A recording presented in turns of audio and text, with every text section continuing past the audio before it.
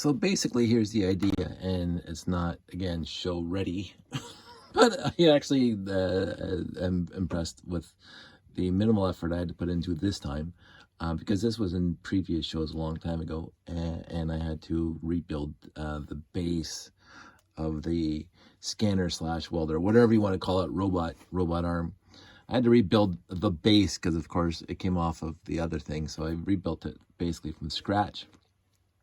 But the arm mechanism, basically from the turntable on up, is exactly the same as it was before. I added a couple stops to it because, again, I don't have any sensors, no rotation sensors on it to tell it where it is. So you have the slip differential gears, what do you want to call it, and the like the white ones here. So it'll stop at the stops. I think there's a stop here, nice and red, so people can see it.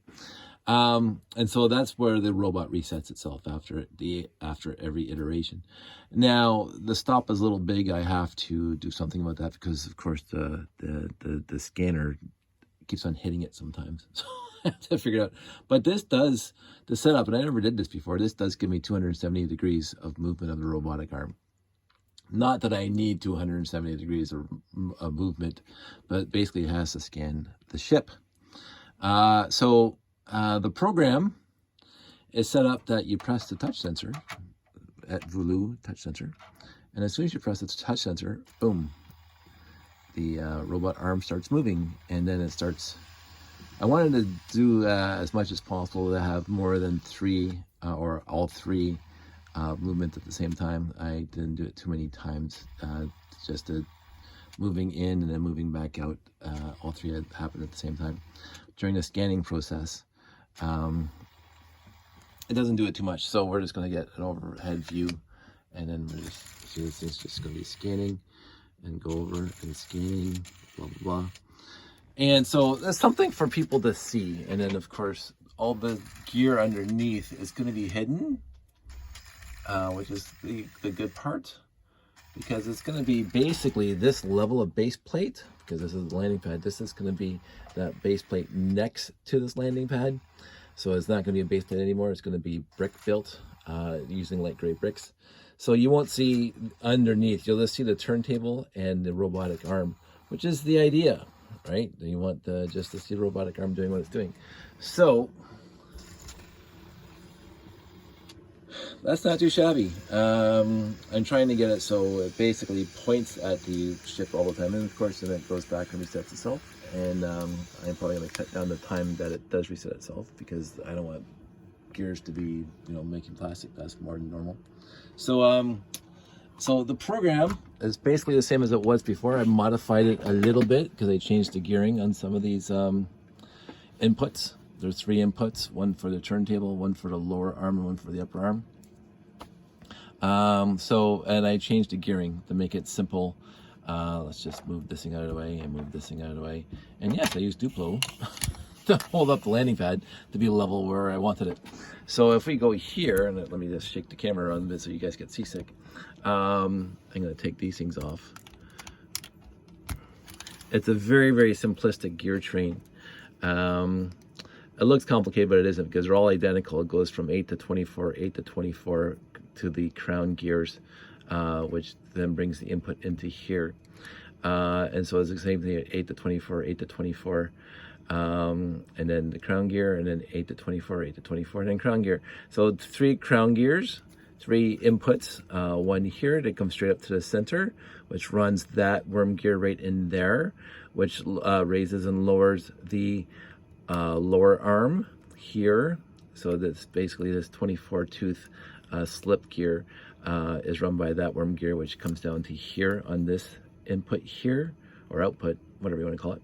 This center one here comes out, and it rotates the differential here. So this allows me to bring another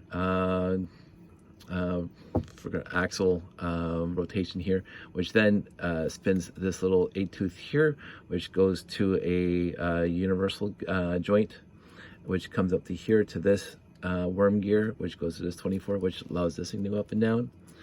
And then the third crown gear, obviously this one right here, just goes to this guy right here, which turns the entire turntable. So that's how you get, no, I used, was it her name Laura Clark or Jenny Clark, or I can't remember her name, but she used to bring 4 or 5 inputs, 4 or 5 different gear trains through the center of a turntable. It was just absolutely beautiful to see the wonderful way she did that. I'm Jennifer Clark. I think it was Jennifer Clark. I am no way an engineer, and so I got 2 different gear trains coming through the center of the turntable, which is good enough for me because I only need 2. I need one for here, and I need one for here. And the actual turntable is done by here. So in the end, it's a simplistic setup. You just have to put the slip gears in the right spot. The easiest part for me, especially the worm to 24s, is just put it in the 24, because then it's just going to slip here, and that's perfectly acceptable. This gear here, you know, it could have been here and it could have been here. The farther back you go towards the motor, the easier it is to slip. And you don't want it to slip. And of course, the farther out you make it, the more torque you're gonna have there. And so you could actually end up breaking gears if you have a long enough gear train. The good part is I don't have a long gear train at all. I 8 to 24, 8 to 24, and that's it. And that's with all of them. Before, this motor used to drive this gear directly, so it lost this 8 to 24, so this is geared down more. So before, the turntable would turn a lot more and a lot faster.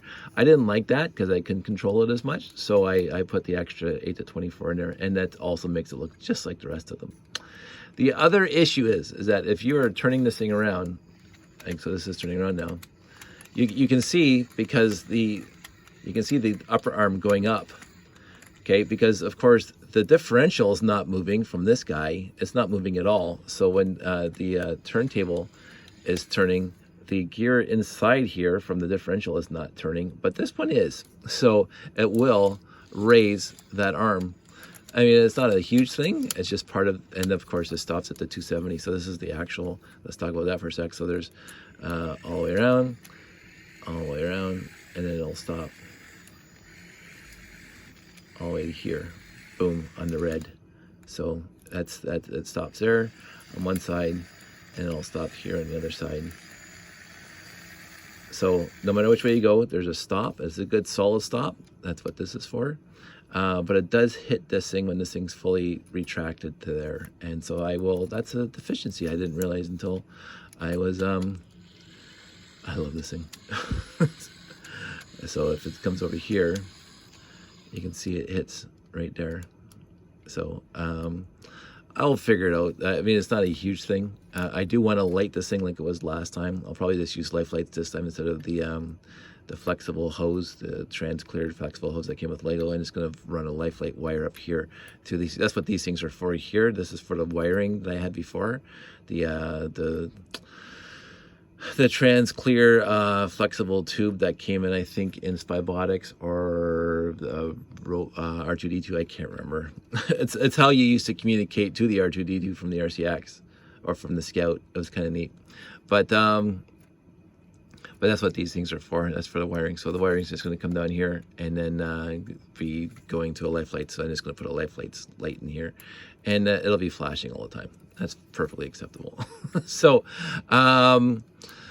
because before it only flashed when it was actually scanning, I'm not that, but then I have to put another RCX into the layout, and I don't want to do that. So it's amazing. I can control this whole thing with my fingers. Okay. It's a fun robotic arm for something cute and small like this. It's really fun, and I'm glad it took me a while to. I remember this. It took me a long time before I got it to be this small, because there's a lot of studless, well, these guys, right in here, to build this thing and to do this part up front for the lever, the hinge part for the lower and the upper arm. The upper arm is easy. It's just the worm to 24 that my friend Chris showed me years ago that he uses in his robots for driving, for tires, for wheels. So worm to 24, and then the axle would go to a wheel. Pretty slow robots, not to say that, but solid and unstoppable, really. And of course the slip gear, the torque gear, you can do this and test it, whatever. Now, I put these extra stops here, like the yellow ones here, and of course I didn't know how to do that without having the extra thing stick out. So there's that. I need to put that in the axle hole here, because these blue ones were the original stop. The problem is then it went too low. Like, see that the stops here, the yellow hits this beam here. Before it was the blue that hit this beam, but then this thing was like below well, we'll say the base of the layout, and so this thing would be dragging across the base plates if it got down to that point. And I'm going, so I put these stops in here, and it adds a little bit more color to them. I'm still, color me undecided on keeping them, but right now it seems to be working like it should. I'm happy with this thing. I'm happy I rebuilt it. I'm happy I'm going to put it back into the layout. At least that's the plan, to put it back into the layout. Because it's a fun little thing, and it's just, again, with the button. Here's the button. Of course, I'm not going to do anything now because I disconnected the wires. Having movement in the layout's fun, but having interactive things for people to do at the layout. So it's going to be a sign. It's going to be a little marquee on a post, like I can't remember, like a whatever the kids who sing in choirs have in front of them, pedestal, song sheet thing, that whatever, not a pulpit, but whatever you call those things. And my mind's going, so it's been a long time since I talked about them. But it's going to be one of those things. I don't know if I'm going to build out of Lego. That is one of the plans, is to build out of Lego. But I think I'm just going to get my dad to blow me something up. so it's just going to be a pedestal with a 1-inch pipe, galvanized pipe coming out of painted black, and it's going to come up to a nice little 45-degree plate where it's going to be laminated, whatever, probably from my Cricut, saying, hey, press this button and something will happen. It'll be more, guided towards having like my org charts and everything else is going to be all specified. It's going to, hey, fix the ship, repair the ship, or scan the ship, or something cutesy like that. And so the audience, the visitors, the public will be able to press the button and something will happen. Now, of course, every time you get public involved in something like that, you got to make sure your program is foolproof. Like if they mash the buttons, that it's not going to interrupt the robot. Like me, I would only press it once until it finishes. But as some kids just mashing this button, you don't want the robot to get confused. You want the RCX, the program, to ignore it. So I have to program all the variable stuffs in there, and also make sure that it'll work basically every time you press the button when it's supposed to, blah, blah, blah. And have a timeout so they're not just mashing the button 10 minutes in a row and causing plastic dust. Because that was the problem I had at one of my previous shows when I had this guy working. This guy was at one of my shows, and it ran fantastically for the first couple hours, probably 20 minutes. I'll say the first couple hours. And then when I walked, so this is the stuff in this one. When I walked away and I came back, this thing was meh, because it was run so much. There was so much plastic dust in here, running continuously. And that's what I don't want. So when the public's not around and nobody's paying attention to the buttons, that these things just sit there and do absolutely nothing. I mean, this one's not going to be in the layout at all. This is my, hey, let's even got a rotation sensor in it. 2 rotation sensors. Look at me go. And look at the wires just flake away as I touch them. Oh, just look at this. I just touched them. Oh, I weep. Honestly, look at that. That is just pure sadness. It's pure, I mean, it's not like world-shattering sadness, but it's sadness nonetheless, considering all the money, all the RCXs, all the sensors, everything I have is completely disintegrating just by looking at it. So, but anyway, that's a whole other story. So, the idea is that people will interact with the layout. I'm going to have, I have at least 3 things right now. If you actually count the monorail trains that are now RCX controlled, there's 5 or 6 things that so if you have those little kiosks around, push button stations around the layout, the monorail is basically move it or not move it. That's what the button's going to do. Stop the train or whatever. Emergency stop. So that's kind of meh. I don't know if that's going to be good enough for public. I think this one's going to be good enough for public. I think the repair bay with the doors opening and the repair bay, and then the 924 coming out onto the landing pad, that's a cool thing. And it does take a while for it to finish. This one takes a while. It's a good 30 seconds before it finishes up to a minute, something that they can. So I got 2 or 3 of those. I am thinking about bringing my gantry back, the 928 repair gantry, because it's basically going to be the same thing as this. The stuff's going to be underneath the base plates, and moving the gantry back and forth. Whether or not that's good enough for the public, I don't know. I always have fun with it. And what I did one show on this guy is that if nobody presses the buttons for like a good 10 minutes, that this thing would twitch on its own anyway. It would like just kind of move randomly until somebody pressed the button, and sporadically, not like all the time. That was part of the program, and I thought that was kind of cool because you just want something to, hey, it moved, it's alive, kind of thing. I loved this whole concept. I had so much fun designing this. I go back in my YouTube channel from years ago, and you can see the shuttle mover. I'm so glad it's still together. I completely forgot about it until I took that box out of the underneath the stairs, and I realized that this thing, and I started watching all those old videos. This thing was so much fun. I really, really enjoyed it. And this mechanism, and if you were in Mindstorms way back in the day, there we go, it's moving back and forth. If you were in Mindstorms way back in the day, you will recognize this setup here. Let's see.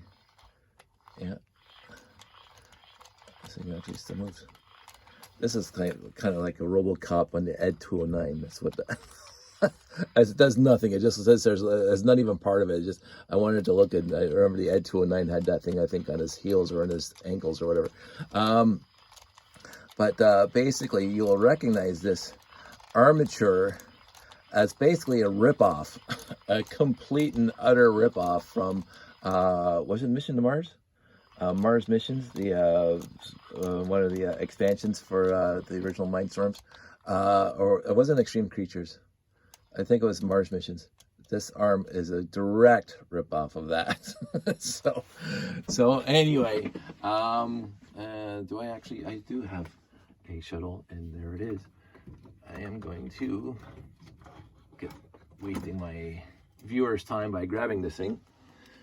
So basically, this thing, well, I won't be able to do it too well, but basically this thing would drive underneath here, and if you look at the video, this thing would drive, it was the right height to drive. And then, let's see if I can do this. Let's make it this way.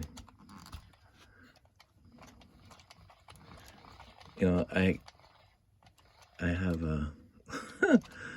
I am not, so this thing would come underneath here. I'll get over here. And it had to be, okay, stop moving. I'm trying to do 2 things at once here. Anyway, I picked that up. Just like that.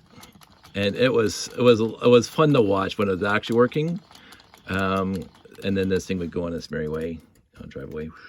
So it lost its shuttle. And then it would move over to and you can still see, I still have a monorail train that carries these things around. And I'll turn this thing over here. And it would just drop it off in the monorail train when the monorail train was in the right spot. So again, magnetic read sensors and stuff like that to tell where things are, because again, there would be no physical stops in this thing. And this thing would open up and it would drop onto the monorail train. Just fun, just something easy. And again, just 2 motors to run this, because you just need up and down, and you need to turn it. Unlike that guy, which needed, unlike that guy, which needs 3 motors. I had so much fun with all this stuff back in the day, and it's a little bit odd that, it's not odd, it's, I was so busy with this kind of stuff that I wasn't, if you look at those old videos, I wasn't too keen on a lot of details, because again, the taking up and setting up and taking down, it took so much time all the time. I wanted to get away from that. So in order to facilitate a faster setup and takedown, you lose all the stuff that takes time to set up and take down. So this stuff took time. And since it was part of it, this detracted from the other stuff, the details, the guys walking around, the little doodads, the little greebles, the little whatever's around there that add to the ambiance, the nice, interesting parts of the layout. Because again, on the surface, when you just have a glance from a distance, yes, it's got monorail track, yes, it's got buildings, yes, it has classic spaceships on it. But then if that's it, then that's it, right? Having nothing for the guys to do, nothing in universe. This is fun and was a good time for me to do. Don't get me wrong. I love doing this in those layouts back then. But when I looked at the layout, it didn't, I guess, we'll say, use the euphemism, there was no story there. There was no movie there. There was no life there. It was just blah, spaceships, blah, buildings, blah, monorail track. And that's great. And I love layouts like that. But I also wanted, hey, what's this little guy doing? Why is he walking around the tundra, the plains of Mars, or wherever this thing is? Where's he going? He's got a wrench in his hand. What's he doing? Right? Who is he? And so some people scoff at the idea that, me and some of my friends, Aaron and other people, come up with this huge org chart. Like I have an organizational chart of my people in my layout. From commanders and admirals and captains and even the car jockeys that are driving around and the scientists and the hazmat teams and so I honestly think because this is going right back to Lego Wars back in 1984 with Jake Pete and I, there's always been a story there, right? There's always been a something going on in my head. This has always been quote unquote a science fiction, where it's not just look at the spaceships, which is good. Don't get me wrong. I love look at the spaceships, but also look at the story behind the spaceships. Look at the story behind the building. Look at the story. Focus on the people. And again, I made Lego Wars in '84. The Lego movie came out in whatever. So I'm not saying they copied me, but they didn't. But the other people made Lego movies too, by the way. There's lots of them out on the internet. I think there's some movies older than ours, made it from frame by frame animation of Lego. But I love the story idea. I love the there's a history. There's a sense of history, even if it is complete made up history. There's a sense of history. That's what I was going for now. That is my focus. And now that I got most of the layout done the way I want to get it done, with the lighting and the buildings and everything, and now I can focus. And this is what I should have done in the first place. Now I can focus on this kind of stuff to add it to the existing story. A repair robot. Are you kidding? Of course you're going to need one of those. You're in a space base and you're going to have broken spaceships. So you need a repair bay. You need that. And so you need repair people. You need mechanics. You need welders. You need all that stuff. Welding in space. How does that even happen? Right? So like I fully understand underwater welding, which is something that, hey, you're surrounded by water and you're welding. Yes, but that actually does happen.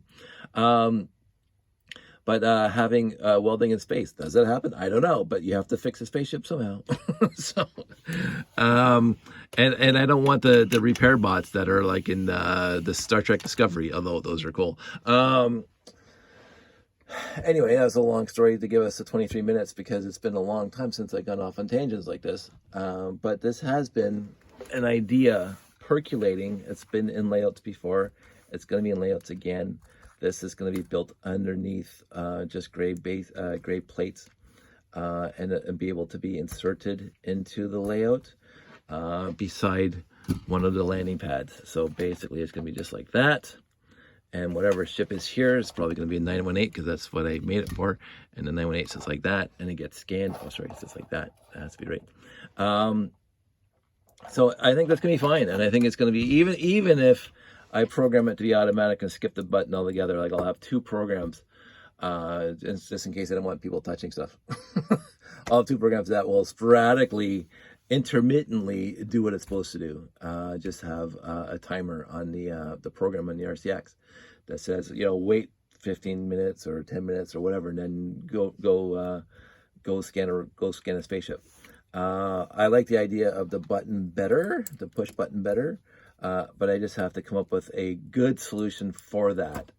So on that specific note, the good solution for that is stanchions and either rope to keep the people from getting too close to the layout.